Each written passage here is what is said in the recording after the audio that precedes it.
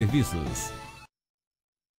Olá, boa noite para você. Começamos esta edição do JA com o resultado da operação da Polícia Civil no aglomerado Morro das Pedras, região oeste de Belo Horizonte. 10 pessoas foram presas suspeitas de tráfico de drogas. Entre os presos está um dos homens considerado líder do tráfico na região. Helder Pereira dos Santos, de 28 anos, conhecido como Nego Manso e que já cumpriu pena por tráfico. Segundo a polícia, ele assumiu ser o dono de um laboratório de refino de entorpecentes e da droga apreendida, 2.000 pinos de cocaína prontos para venda e 1 quilo de maconha. No laboratório nós encontramos material que indicavam que a droga havia sido preparada momentos antes. Foram encontrados liquidificadores, pratos, talheres, além de peneiras e vários pinos vazios, sacos de embalagem. O irmão e braço direito de Helder, José Pereira dos Santos, de 31 anos, também foi preso, assim como outros 8 integrantes da quadrilha. Foram 3 meses de investigações após a Polícia Civil realizar um levantamento e constatar que um dos maiores índices de tráfico de drogas na região do aglomerado do Morro das Pedras era na Vila São Jorge. No dia da operação, batizada de Salve Jorge, 90 policiais civis participaram das prisões e apreensões. Com o grupo, a polícia também apreendeu uma submetralhadora. Ainda segundo a delegada, um outro líder do tráfico no Morro das Pedras, Ronaldo Efigênio da Silva, de 46 anos, o Naldo, está foragido. Atuando fortemente no tráfico de drogas, além de ele residir numa casa de luxo, totalmente incompatível com o aglomerado em que ela se encontra. Com mobiliário de luxo, uma casa com detalhes, quartos com closet, vários armários, são 3 andares de casa, com uma vista para toda a cidade. Qualquer entrada e saída de policiais do aglomerado podia ser notada por ele diante da visibilidade que ele tinha da cidade toda. O Ministério Público de Minas Gerais protocolou na Justiça um pedido de interdição parcial do presídio de Alfenas, no sul do estado, alegando que a unidade está com um número de detentos que ultrapassa o dobro da capacidade. Atualmente, o presídio comporta 191 pessoas em 24 celas. Porém, o MP informou que 526 detentos, entre homens e mulheres, cumprem pena na unidade. Segundo a reportagem do jornal Estado de Minas, publicada hoje no portal UAI, a superlotação pode facilitar a entrada de drogas, celular e outros objetos que são proibidos, além de violar os direitos fundamentais dos detentos e pôr em risco a segurança de agentes penitenciários e também dos presidiários. Outro problema detectado no presídio é a deficiência na assistência dos detentos. No pedido enviado à Justiça, a instituição solicita que novos presos não sejam mandados ou transferidos para a unidade e que os detentos que excedem a capacidade do presídio sejam transferidos para outras unidades prisionais em até 6 meses. Procurada pela reportagem, a Secretaria de Estado de Administração Prisional apenas informou que não foi notificada sobre o assunto. A Polícia Civil prendeu o suspeito de tentar matar a ex-mulher em Ibirité, na Grande BH. A vítima está internada no CTI. O homem de 35 anos é suspeito de atirar contra a ex-mulher, que está internada em estado grave há mais de um mês. Wellington Correia de Jesus Félix e Kelly Eustáquia Braga Félix, de 37, viveram juntos por 12 anos e têm um filho de 9. Mas, segundo a delegada de mulheres, por causa das traições do motoboy, o relacionamento terminou após 7 anos de brigas frequentes. Ele teve uma filha de 7 anos de idade, de um relacionamento extraconjugal, e mesmo após esse relacionamento, ele até casou com a Kelly, eles casaram depois disso, mesmo assim ele continuou mantendo essas relações, terminaram, ele tinha outras mulheres e tentava voltar para a Kelly. De acordo com as apurações da Polícia Civil, no dia do crime, Kelly foi seguida pelo ex-marido por vários pontos da cidade. Ela resolveu ir à casa dele para esclarecer a situação, já que os dois estavam separados havia alguns meses. Segundo a família da vítima, no local houve uma discussão e foram feitos disparos. Kelly foi atingida no abdômen e também na mão. Em seguida, o homem chamou a família e pediu socorro. Ele alegou que foi a ex-mulher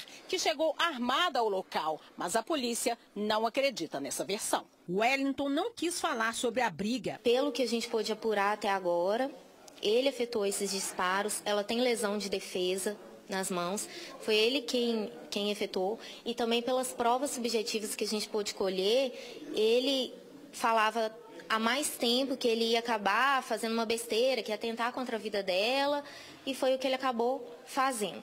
Enquanto as investigações continuam, Wellington está preso na Delegacia Pública de Ibirité.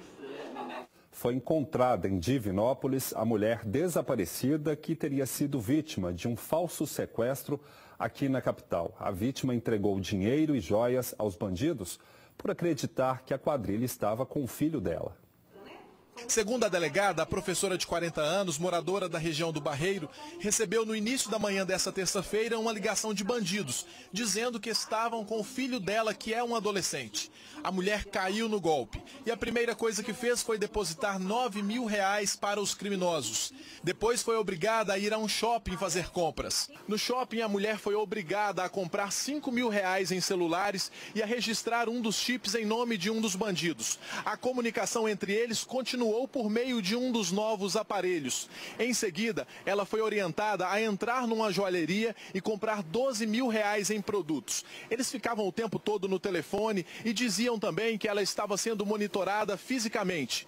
Ainda no shopping, ela teve que ir a uma lixeira específica, jogar todos os celulares, as notas fiscais e os comprovantes de depósito. Na sequência, os criminosos mandaram a vítima pegar um táxi e seguir para Divinópolis, na região centro-oeste do estado. Ela foi orientada num endereço exato a deixar essas joias numa lixeira, então já conhecida por esses bandidos. E que em seguida ela deveria levantar o braço, acenar para um indivíduo que estaria sentado do outro lado da rua, que de fato ela alega ter feito, acenado e sido correspondido por esse indivíduo. De acordo com a delegada, a vítima foi orientada a seguir para o centro de Divinópolis. Que eles entregariam esse filho dela no centro dessa cidade. Sob o comando dos bandidos, a mulher teve que se hospedar num hotel. E como usou o cartão de crédito para fazer o pagamento da hospedagem, a polícia que já estava atrás dela conseguiu encontrar a mulher, que foi informada que o filho estava bem. Tudo nos leva a crer que os bandidos, além de conhecerem a fragilidade física e emocional do momento de vida dessa vítima, ela não acreditava, mesmo já com a presença dos nossos policiais no hotel, de que o filho não estava sequestrado. Foi muito difícil convencê-la que, de fato, aquilo não estava acontecendo.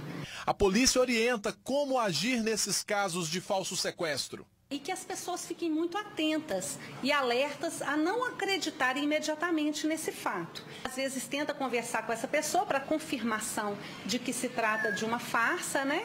Caso isso não consiga, então, naquele momento ser verificado, contar para outras pessoas, acionar o apoio da polícia. Não tem que esperar 24 horas, não tem que esperar meia hora, não tem que esperar nada. Tem que buscar o apoio, porque os minutos, nesse caso, são cruciais. Eles podem fazer toda a diferença. A polícia trabalha para identificar os bandidos. Os moradores de São Sebastião do Oeste acordaram assustados nesta quarta-feira. Bandidos fortemente armados arrombaram os correios e levaram o cofre da agência.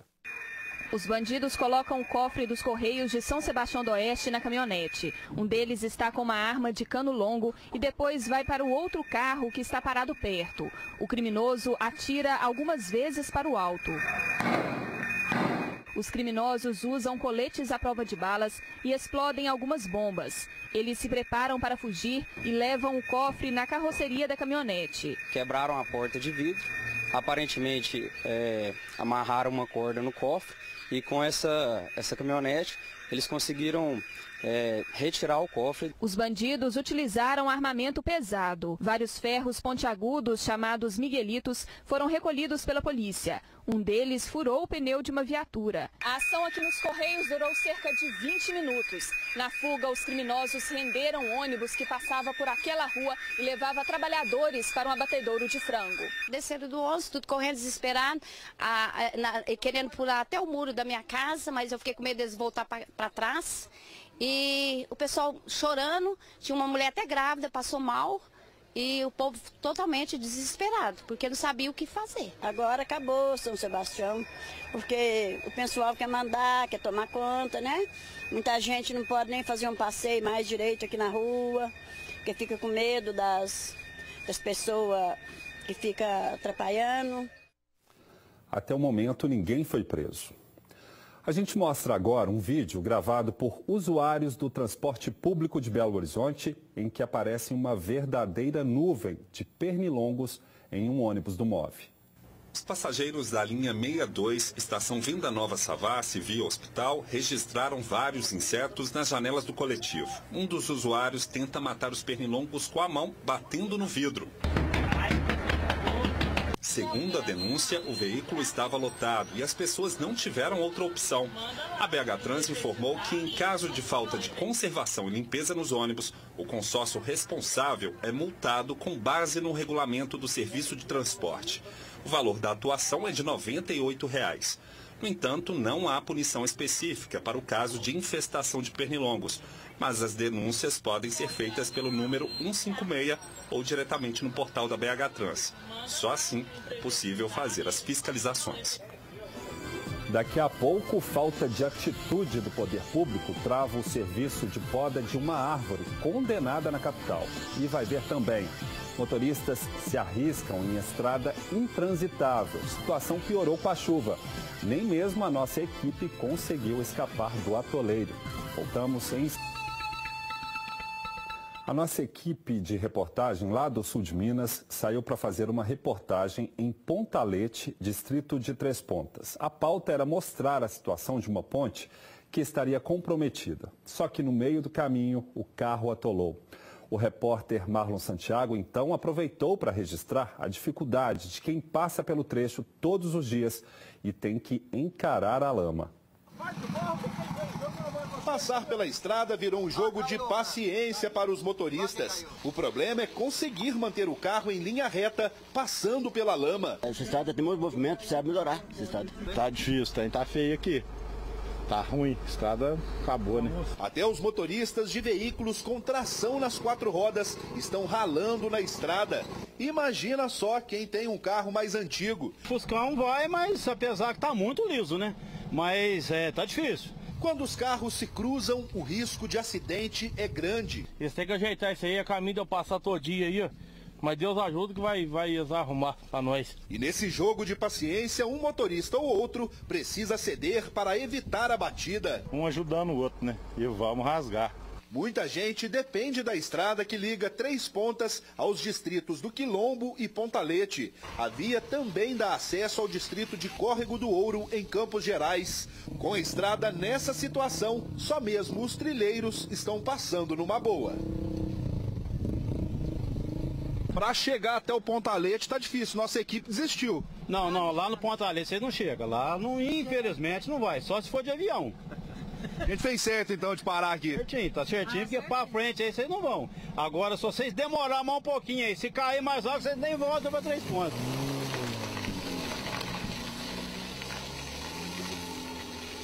A Prefeitura de Três Pontas informou que vai fazer a manutenção das estradas somente após o período das chuvas. Apesar da temporada chuvosa que começou nesta semana, a situação de alguns recursos naturais do estado é preocupante. Não bastasse o medo de beber água contaminada por resíduos da mineração após o rompimento da barragem de Fundão em Mariana, moradores de Governador Valadares e de outros municípios vizinhos sofrem com a escassez do Rio Doce. Pedras expostas, bancos de areia, lixo e pouca água. Este é o retrato do Rio Doce que volta a agonizar. Desta vez por causa da estiagem. A régua que mede o nível de água está marcando 45 centímetros negativos. O SAAI está em alerta. O correto é de 15 a 20 centímetros acima do nível zero. O Rio Doce é a única fonte de abastecimento de água de Valadares. Por isso, a população teme por um racionamento. Se prolongar o período da estiagem, a gente teme sim um racionamento de água, porque a situação realmente está muito crítica. No ano passado, o governador Valadares enfrentou um período crítico de racionamento de água. Para que isto não ocorra novamente, o SAAI este ano fez um planejamento e tomou algumas providências, como a instalação daquelas bombas de água no meio do rio. No período de seca, a capacidade de captação é de 700 litros de água por segundo. No momento, a diretoria do SAAI descarta a possibilidade de racionamento. Vale o alerta aí de economia para que não haja falta de água nas residências. Esta representante do Comitê da Bacia Hidrográfica do Rio Doce reafirma o alerta para a economia de água, devido ao longo período de estiagem que a região vem enfrentando desde 2013. Foram se acumulando a falta de água durante esse tempo. Agora, nós temos algumas áreas da Bacia do Rio Doce, inclusive em estado de restrição de uso, com declaração de escassez hídrica, por exemplo, a área do Suaçuí e a área na região do Piranga, que fica lá na cabeceira da Bacia do Doce. Então, o momento é um momento de expectativa, esperando a chuva, mas um momento ainda de muita atenção, porque sempre vai correr o risco de ter desabastecimento e é preciso economizar água. Hora de saber como vai ficar o tempo amanhã em todo o estado.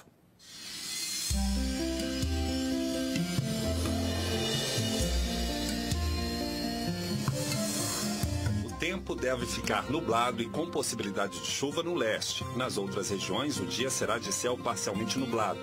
Em Belo Horizonte, mínima de 15 e máxima de 27 graus. Os termômetros vão de 17 a 29 em Sabinópolis, de 19 a 32 em Janaúba. Ficam entre os 14 e 27 graus em Santa Rita do Sapucaí e em Uberlândia, mínima de 18 e máxima de 28 graus. E desde que começou o período chuvoso, nós temos acompanhado as ocorrências de queda de árvores em Belo Horizonte. Uma delas, considerada saudável, matou um taxista na segunda-feira depois de cair sobre o carro. Imagine então aquelas que já foram condenadas. No bairro Carlos Prates, nossa equipe encontrou um morador que tenta, do jeito mais sensato e correto, a poda de uma árvore gigante no terreno dele. A falta do serviço tem causado vários transtornos. O pior é que o caso está com a prefeitura há mais de 30 dias e até agora nada. A árvore é enorme, tem cerca de 60 anos. Parte fica dentro da casa e a outra na rua. O morador fez um vídeo mostrando o cenário logo depois do último temporal. Olha só o perigo, os galhos caindo em cima da gente. Olha só como é que está a rua de galho. Paulo, dono da casa onde fica a árvore, diz que alertou o fiscal da prefeitura sobre o risco até de morte no local e ficou impressionado com a reação. Simplesmente o fiscal falou assim, isso pode ser uma fatalidade, pode ser o risco, pode ser o dia da pessoa que chegou dela morrer. Ele conta que são vários problemas causados pela espécie ficus. Tive problemas já de carros danificados pelos galhos. Meu cachorro morreu, um galho caiu em cima da cabeça dele. Problema de rede pluvial, hidráulica, até problema de rede elétrica. Vizinhos também reclamam. O dono do imóvel quer resolver. A prefeitura não quer deixar, então mandar na casa dos outros é muito bom, né? A Defesa Civil esteve no local, notificou a família e classificou o problema como de alto risco. E, claro, pediu providências. Logo depois dessa notificação, os moradores voltaram à prefeitura para tentar resolver o problema e receberam um parecer. Só que ficaram extremamente surpresos. Mesmo com o alto risco apontado pela Defesa Civil, o município autorizou apenas uma poda leve, alegando que a árvore precisa ser preservada. Portanto, só vão poder ser cortados os galhos secos e mais baixos, num caráter de limpeza. A poda completa, como quer o morador, custa em torno de R$21 mil.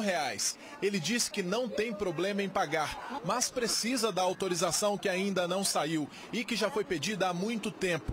Disse também que precisa do suporte da CEMIG, já que a árvore fica bem perto da rede elétrica. Eu quero resolver o problema. A poda, eu sei que a responsabilidade é minha. Só que para eu fazer a poda, eu tenho que ter uma autorização da prefeitura. E essa é a dificuldade que eu estou tendo. E agilidade nesse caso? É preciso acontecer uma tragédia para depois tomar uma providência? Bom, a Prefeitura de Belo Horizonte informou que a árvore já foi vistoriada e a poda autorizada. O serviço ainda não foi executado, pois depende do desligamento da rede elétrica por parte da CEMIG. A solicitação já foi realizada para a concessionária e está sendo novamente reiterada. O JA fica por aqui, você assiste agora ao SBT Brasil. Amanhã estaremos de volta a partir das 7h15. Uma ótima noite para você.